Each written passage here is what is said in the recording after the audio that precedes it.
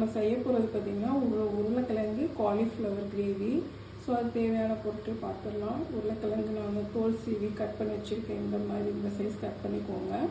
Cauliflower இந்த அளவு cut பண்ணிக்கோங்க. நல்லா எல்லாமே கழுவி வச்சுருக்கேன். தக்காளி 4 கட் பண்ணி வச்சுருக்கேன். வெங்காயம் தாளிக்கிறதுக்கு வச்சு வச்சுருக்கேன். கருவேப்பிலை போட்டு வச்சுருக்கேன். இஞ்சி பூண்டு பேஸ்ட் ஒரு ஸ்பூன் வச்சுருக்கேன். கொத்தமல்லி தழை வந்து நம்ம மசாலா கிரேவி ரெடி பண்ணும்போது கொத்தமல்லி தலையும் போடும். அதுக்காக நான் ஒரு கைப்பிடி கொத்தமல்லி கழுவி கட் பண்ணி வச்சுருக்கேன். அது கூட தேங்காய் இந்த அளவு கட் பண்ணிவிட்டு அதில் சோம்பு போட்டிருக்கேன். அப்புறம் ஒரே ஒரு பீஸ் ஏலக்காய் போட்டிருக்கேன். இந்த அளவு பொட்டுக்கடலை போட்டிருக்கேன். போட்டு இதை வந்து நல்லா ஃபைன் பேஸ்ட்டாக அரைச்சி எடுத்துக்கிடுவோம். எடுத்துகிட்டு மீதி நான் சொல்கிறேன் உங்களுக்கு. இதில் வந்து நான் எப்பயுமே கடலெண்ணெய் தான் மோஸ்ட்லி யூஸ் பண்ணுவேன். இதுக்கும் நான் வந்து ஒரு 4 டீஸ்பூன் கடலெண்ணெய் போட்டுக்கிறேன். நல்லா ஊற்றிட்டு எண்ணெய் காஞ்சதும் இதில் நம்ம வந்து ஒரு ஸ்பூன் கடுகு உளுந்தம்பருப்பு போட்டுக்கிறோம். போட்டு ஒரே ஒரு பே லீஃப் போட்டுக்கிறோம்.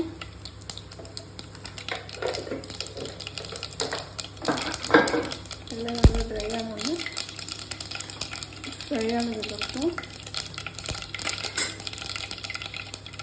கருவேப்பிலை போட்டுக்கலாம். ஸோ கட் பண்ணி வச்சுருக்கிறேன் ஆனியன் போட்டுக்கலாம். இதெல்லாம் சேர்ந்து ஒரு 5 நிமிஷம் வதங்கட்டும். நான் மறுபடியும் சொல்கிறேன். இதில் வந்து கடலெண்ணெய் ஊற்றிருக்கோம். கடலெண்ணெய் காஞ்சதுக்கப்புறம் கடுகு உளுந்தம்பருப்பு ஒரு பே லீஃப் போட்டு கட் பண்ணி வச்ச வெங்காயம் போட்டு கருவேப்பிலை போட்டிருக்கேன். எதுவுமே ஆட் பண்ணல. வெங்காயம் கொஞ்சம் பொன்னிறமாக வறுக்கட்டும்.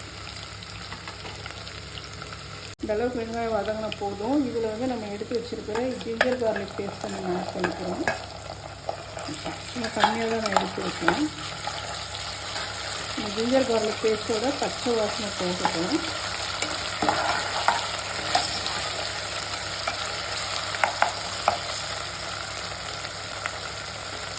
இப்போ பாருங்கள், அந்த ஜிஞ்சர் கார்லிக் பேஸ்ட்லாம் நல்லா எண்ணெயெல்லாம் சூப்பராக வெந்துடுச்சு. இதில் வந்து நம்ம கட் பண்ணி வச்சுருக்கிற இந்த 4 தக்காளி இதில் ஆட் பண்ணுறோம். தக்காளி நல்லா மசியணும்.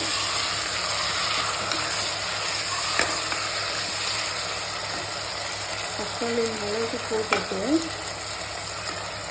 இதில் வந்து தக்காளி இந்த அளவுக்கு மசிச்சதுக்கப்புறம் இதில் நம்ம இந்த எடுத்து வச்சுருக்கோம் இல்லையா, மஞ்சள் பொடி, மிளகாத்தூள், மல்லித்தூள், இது எல்லாத்தையுமே இதில் ஆட் பண்ணிக்கலாம்.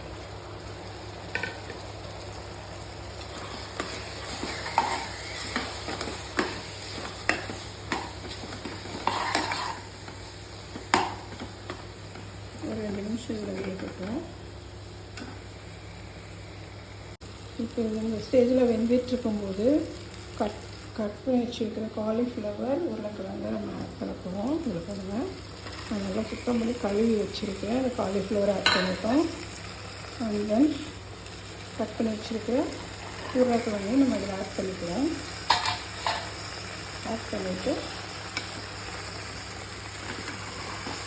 நல்லா ஒரு 10 நிமிஷம் இந்த மசாலையே வேகணும். சீக்கிரமாக வெந்துடும். ஓகேங்களா? இந்த அளவுக்கு வேகுது இல்லைங்களா? இந்த குருமாவை பொறுத்த வரைக்கும் ஒரு ஸ்பெஷல் என்னென்னா, இந்த ஸ்டேஜில் இந்த வதங்கிக்கிட்டு இருக்கும்போது நம்ம கட் பண்ணி வச்சுருக்கிற கொத்தமல்லி இலையும் இதில் போட்டுடலாம். அப்போ வந்து உங்களுக்கு இந்த குருமாவோட டேஸ்ட் வந்து செம்ம டேஸ்ட்டாக இருக்கும். அதையும் போட்டு ஒரு 5 நிமிஷம் அந்த உருளைக்கிழங்கும் காலிஃப்ளவரும் வேகும்போது இந்த கொத்தமல்லி இலையும் வேகும்போது செம்ம டேஸ்ட்டாக இருக்கும்.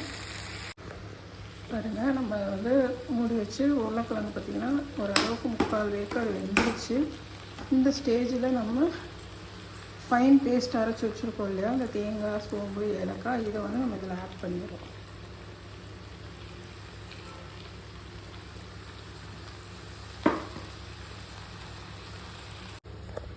இப்போ இதுக்கு தேவையான கிரேவிக்கு தேவையான சால்ட் நம்ம ஆட் பண்ணிக்கலாம்.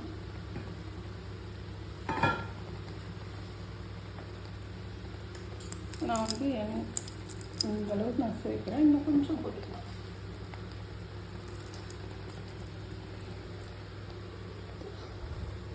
இதோட நம்ம கிரேவிக்கு எவ்வளோ தண்ணி தேவையோ, நம்ம வீட்டில் எவ்வளோ பேர் இருக்குமோ அதுக்கு தேவையான அளவு குவான்டிட்டிக்கு நம்ம தண்ணி ஊற்றிக்கிறோம்.